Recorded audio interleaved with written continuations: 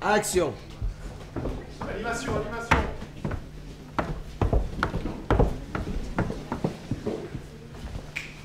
Personnellement, je suis profondément ému. Amusé, bien sûr, ému dans le sens du rire, par l'homme Coluche qui me touche profondément. Vous embrassez, je pense. C'est bien la On s'embrasse? Ah ouais? Sur la bouche. C'est bien la pause.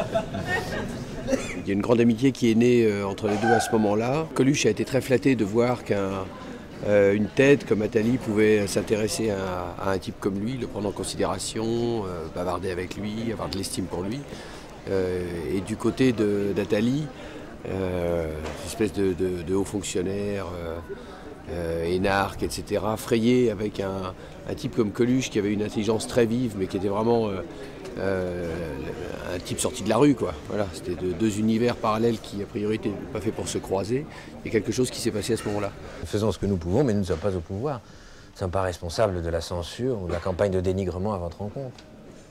Et l'important, au fond, c'est de faire perdre la droite. La langue est l'organe essentiel du goût.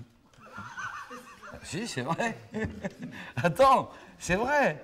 J'ai un trou. Excuse-moi. Un délire, une déconnade, en même temps des convictions, mais une façon d'avoir une tribune pour pouvoir parler, pour pouvoir dire tout ce qu'on a à dire. Et Dieu sait s'il y a cette période, on a plein de choses à dire, plein de choses. Il vient de savoir qu'il y a un sondage du JDD qui le crédite de 16% d'intention de vote, et les JT de la 1 et de la 2 n'en font même pas mention. T'es sûr que c'est tout ce qui nous reste, là? Des photos avec des gonzesses à poil pour un journal de cul. Ouais, alors, attends, c'est pas seulement un journal de cul. Le mois dernier, l'interview, c'était le Dalai Lama. Ouais, c'est ça. La séance de pause pour la couverture de lui, à un moment où tous les journaux lui ont fermé leurs portes et où il n'a plus accès à rien, là, ni radio, ni télé. Donc il fait ça un peu à contre-cœur, en désespoir de cause, mais voilà, sans enthousiasme. Il a fait les photos avec des stripteaseuses, le Dalai Lama. Écoute, il vaut mieux ça que rien, non? Vous n'allez pas me croire. 16%. 16% d'intention de vote. C'est le sondage Sofras qui vient de tomber. Très rapidement, quand les premiers sondages vont tomber et vont le créditer de 10% d'intention de vote, puis ça va monter jusqu'à 16%, là, évidemment, l'ambiance va changer, se durcir. Du coup, ça se verrouille de tous les côtés. Et il va se retrouver, enfin c'est le sujet même du film, il va se retrouver censuré, privé d'antenne, recevant des menaces plus ou moins directes.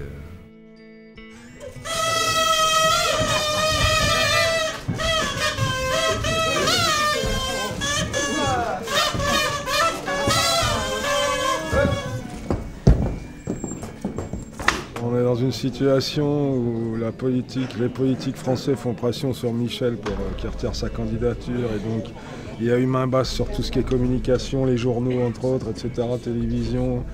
Il faut qu'il fasse le show. Qu'il continue cette farce qui commence à ne plus le faire rire, en fait. Il faut montrer tout ça tout en montrant un personnage qui reste haut en couleur, qui fait le con, qui vanne. Et c'est quelqu'un qui vacille un peu à l'intérieur. C'est ça qui est intéressant, quoi. Et puisque Giscard a fini par se dévoiler aujourd'hui, je vais me dévoiler aussi. Tout le monde l'a lâché, quoi. Et cette farce tourne mal, quelque part. Elle tourne mal et elle se transforme en quelque chose d'un peu pathétique. La dernière cartouche pour essayer de réchauffer un peu l'ambiance. Voilà. Le clown triste, le clown tout seul qui se débat à poil face à tous ses détracteurs et à tous ses amis qui l'ont abandonné. Il est profondément seul à ce moment-là. Non mais tous, vous voulez que je lâche? Mais moi, je vais pas me laisser faire, hein. C'est pas eux qui vont nous foutre au cul. Non, tous, vous voulez que je lâche, hein? Mais... tous, même toi. Attends. Attends, on a déclenché tout le bordel sous déconner. Toi, tu parles comme un homme politique. Tous ensemble pour leur foutre au cul. T'as oublié ou... Tous ensemble pour leur foutre au cul. T'as oublié ou... Toi, t'es trop pote avec lui. Tu sais que c'est des trucs qui montent comme ça, puis hop, ça redescend derrière. C'est juste que tu l'as piqué au vif. T'es allé juste à l'endroit où il fallait pas toucher.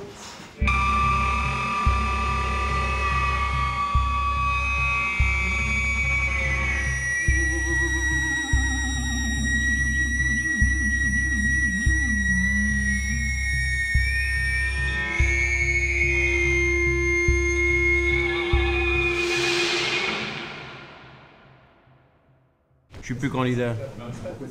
J'ai voulu remuer la merde politique dans laquelle on est, j'en supporte plus l'odeur, point. Je suis plus candidat.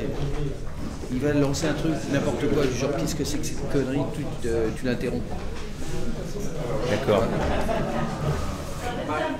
Il doit avoir une réaction très qui est complètement interdite parce que qu'est-ce que c'est que ces conneries, tu viens en pleine nuit, tu réveilles tout l'immeuble, tu fais pleurer sa mot, vous n'êtes pas vu depuis 3 semaines. Pas bonjour, pas bonsoir, et je suis plus candidat. J'imagine pour lui ce que c'est, quoi.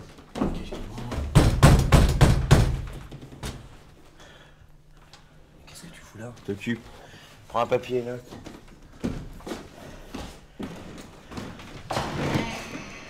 Je ne suis plus candidat. J'ai voulu remuer la merde politique dans laquelle on est. Je supporte plus l'odeur. Point.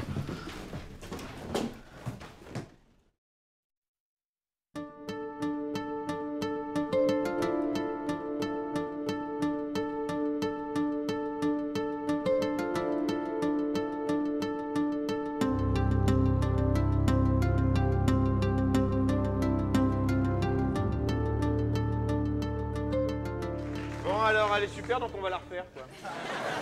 Au cinéma, quand c'est super, on la refait. C'est systématique.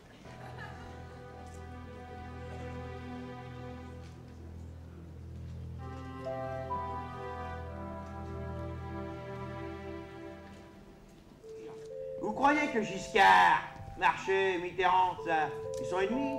Mais pas du tout, du tout, du tout. C'est pas vrai. Ils sont liés comme les 3 doigts des... Non. Ils sont liés comme les 3 doigts des... Non, comme... Voilà. Merci. Ils sont liés comme les 3 mousquetaires. Et quelqu'un de l'avant, un pour tous pour lui.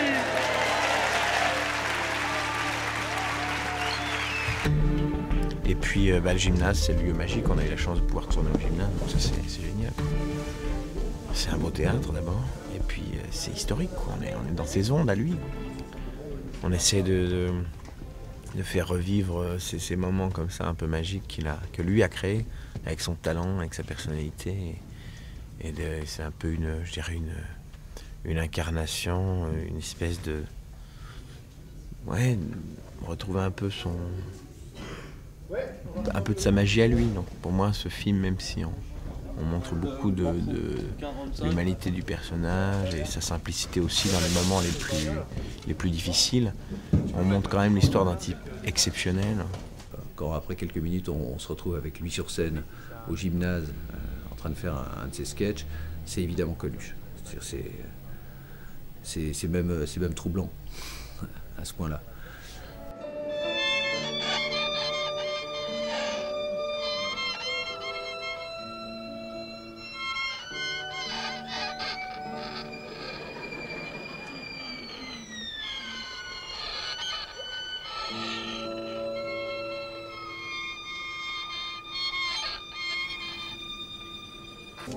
Ça faisait partie des trucs impossibles, c'était genre un challenge. Alors, puis c'est dans un violon, je sais plus, il y avait 2-3 expressions, et puis il y avait, comme jouer du violon avec des gants de boxe, on peut pas. Lui il disait, moi je vais vous prouver le contraire. Ce que je vois de dos de notre ami François Xavier, il y a des moments, ça me fait peur tellement c'est bien. C'est-à-dire j'ai l'impression qu'il y a un fantôme un peu, quoi, tu vois.